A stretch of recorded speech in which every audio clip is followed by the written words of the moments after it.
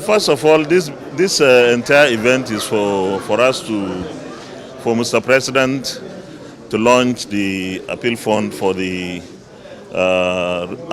remembrance for the veterans of this country. And of course, you recall that the president donated a sum of 10 million naira for this. We in the legislature normally do our own contribution, but I always like to do that from the headquarters of the National Assembly. That is the National Assembly complex, because we are a separate arm of government, and I feel that this is not the right place to say what we will do to support our veterans. And I commended the president for for providing so much funds for our armed forces to secure Nigeria. Of course, we have been facing and experiencing a lot of insecurity, but of course, you must credit this government with the fact that when it came in 2015, the Northeast, particularly Borno, Yobe, and Adamawa, were under the occupation. And I use the word occupation deliberately and purposefully, under the occupation of the insurgents Boko Haram. Many of our local governments were under the control of Boko Haram. But Mr. President decidedly approached the matter, and by 2 years, we could say that Boko Haram was technically defeated, and today it's not technically defeated, but practically defeated. Our states are free, have been liberated. Of course, we experience other security issues in the northwest, in the north central, and to some extent in the southeast, different security challenges. But aren't we doing something as an administration?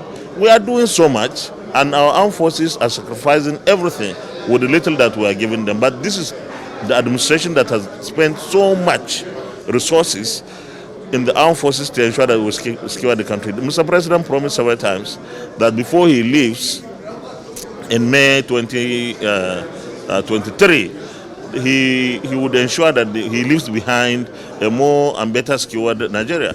And the best and only and most logical thing to do for us in the National Assembly is to also participate in that enterprise of ensuring that we provide resources for the armed forces and other security agencies to continue to fight the insecurity that we face. And it's something that is doable. It's a matter of determination. And I'm taking this opportunity here to appeal to all Nigerians that we must at all times support our armed forces, at all times identify with what they are doing. These are people who give their lives. Some of them lose their lives, some are maimed, lose their limbs, and therefore they deserve not only empathy, but the kind of support that will give them the sense that the citizens are behind them. And I believe that that's going to go a long way in making them feel that we are in this thing together. So I deliberately said we are supporting Mr. President, and we have been supporting him really.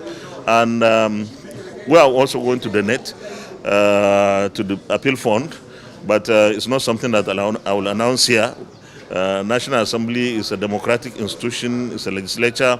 I will consult with my colleagues in the National Assembly, and we will make our announcement from the headquarters of the Nigerian legislature, the National Assembly complex. Thank you very much, and you are doing a very good job yourself. Thank you so much.